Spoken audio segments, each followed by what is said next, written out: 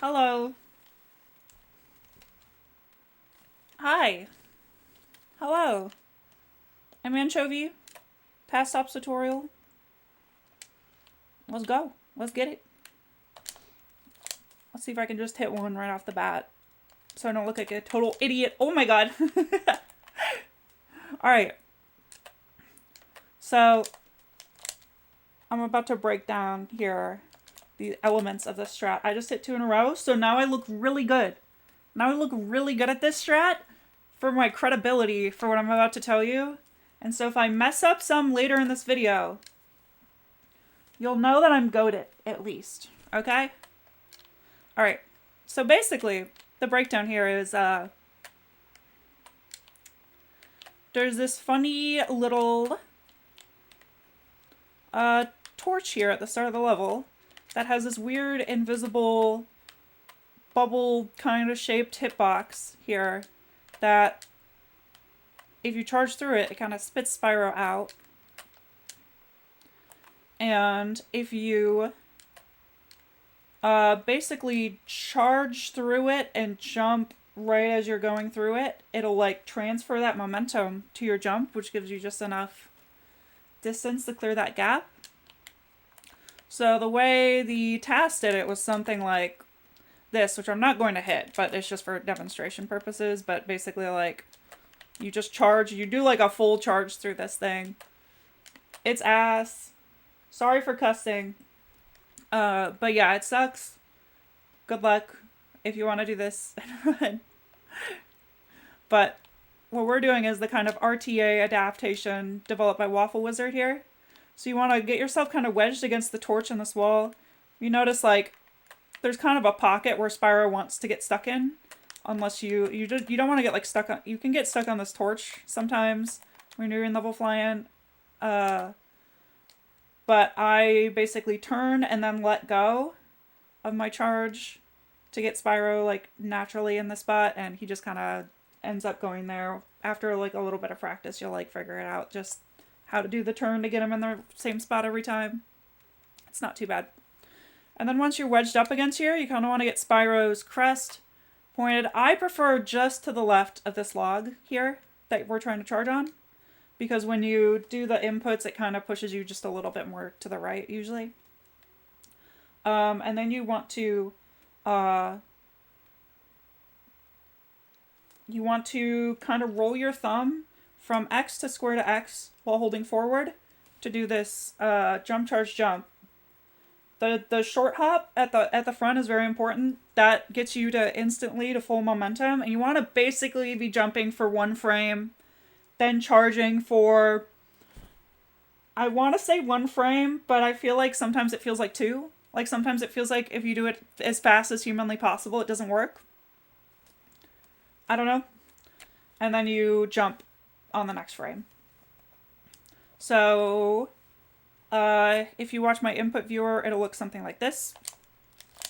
And then you do a full hop charge glide. And then you charge onto the log.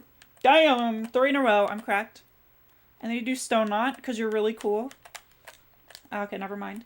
Not that cool. But yeah, my main method of charging onto the log, which I think is the hardest part. Let's set a save state here in the air. Okay, I'm so cracked.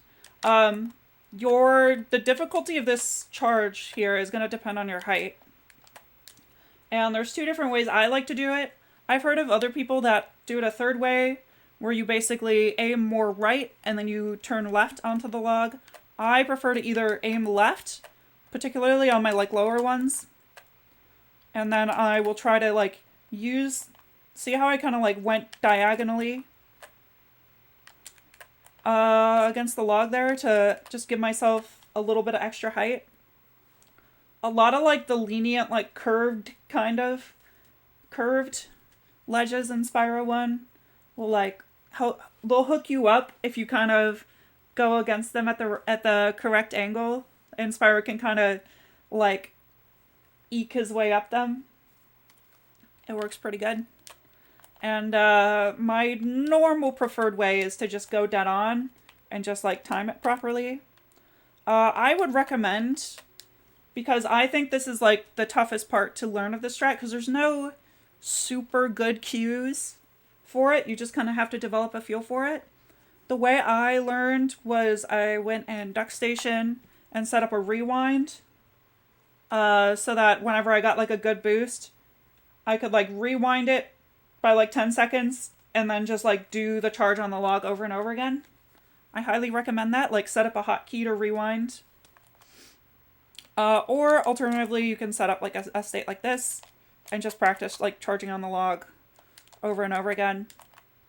Because depending on the height of your boost, you can have from like a single frame of like your leeway to charge onto this log can be really precise. Like it can, at least to me, feel frame perfect on like some of the low ones. Sometimes it's like frame perfect and you need to kind of be funny with the angle. And then there's the one that I'm working with here is a little bit more lenient. I think I've got like probably a 3-frame window or something, but it all depends on your boost that you got from the jump charge jump. So if drilling that consistently to get like a good boost height is really important. A pitfall I've fallen into in the past with that boost though is and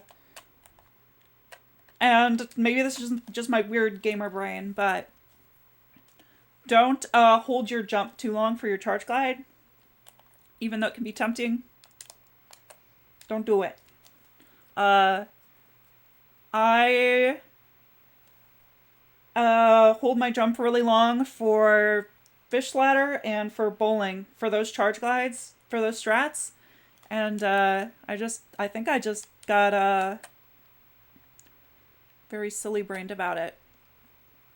And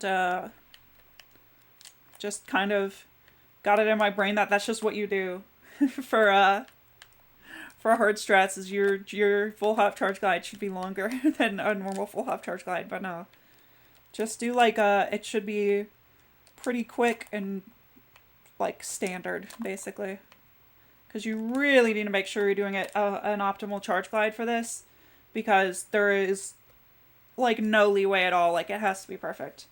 So there is another, I'll see if I can get it set up properly, but I'll show you just for the sake of the concept of it. It's not really something people do RTA, so this is more for like advanced people and strat finders for a reference, I guess. But also, actually, hang on, I want to just go over the jump charge jump a little bit more thoroughly though. To me, like that's a good one. To me, it feels like,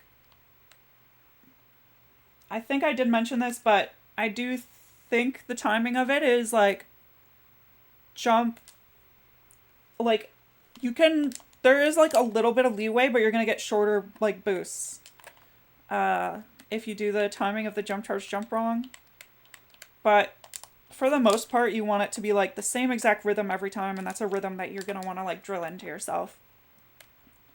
And if you're off by like a frame on any of the jump, the charge or the jump, you're probably going to be punished for it. Is my vibe check.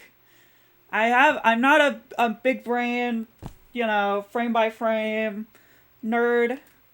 I can't promise this. I could be wrong, but that's just what I feel as somebody that's done quite a bit of like frame precise stuff in terms of like its leniency. Like it'll still work, but you might be punished in your height. Like you might get a like one that's too low. I think it's like the charge is the main one. I think like having 1 frame of delay, or like 1 extra frame of charge basically before you jump is important. I think. I don't know. I mean, you can go frame by frame. There's a YouTube video with the greater than less than keys, so you tell me, basically. Hi, I'm back, because I wanted to add a little something I forgot to mention. I actually do have an older cue for charging on the log I used to use. I've since kind of switched back to just doing it by eye, because I find it to be once I have enough like experience, it's consistent enough for me. But you may have noticed I have boosted the gamma and the brightness of the game feed here, and I do that for a reason. I boost the gamma and brightness on my TV when I'm doing runs. I set up my stream to look more like the original game, but on my TV it's a lot more boosted in the gamma and brightness so that I can see specific polygons more clearly, particularly in Beastmakers, where everything is dark and brown and gray. And it's hard to tell the difference between like key important polygons. So yeah, basically, notice this tree? See how these like polygons are like, they're like bigger because they're like loaded to be like lower level of detail. As we get close to this tree, these polygons are gonna start changing in their lighting as they like pop in. There's one in the very bottom right. I try to time my charge when that polygon pops in to be whiter, like to be as like its lighting changes at the very end. Or sorry, darker. I'm stupid. But yeah, it's like just as that last one. So you're probably actually charging like when the second to last ones change color. But yeah, basically like this one doesn't work every time, especially because I think the pop-in is dependent on your angle that you're flying to the logon. But it works enough that if you're just having trouble like eyeballing the log every time, it's worth a shot. Anyway, back to, I think the rest of the video is just basically mostly rambling about higher level stuff. But yeah, so yeah, the alternate like mega method is basically you want to kind of set up, I'll see if I can get it set up. But yeah, if you get it set up right about here, I think like Spyro's like about halfway, like bisecting the edge of this, or like the edge of this arch is kind of bisecting him.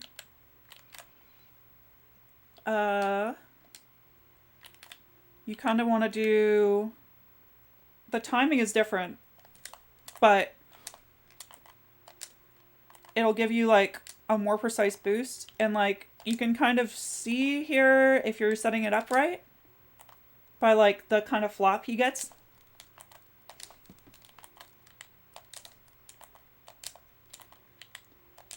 If you just hold forward and then jump X, or sorry, jump square, and like let go of square. So it's like, from what I understand, the flop you're doing here is what's giving you the boost. Like it's you're jumping on the same frame you're getting that flop.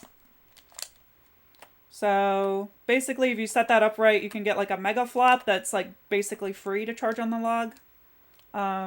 But nobody's found a because the position to get there is so precise, nobody's like found a way to basically set that up good in runs. This is the worst position that I was in. But yeah, if you want to go crazy mode and you can find some kind of setup to get into that like perfect sweet spot position, by all means, go nuts. That ain't for me. I do good enough at the normal method I just showed you, so have fun. Good luck. Happy task topsing.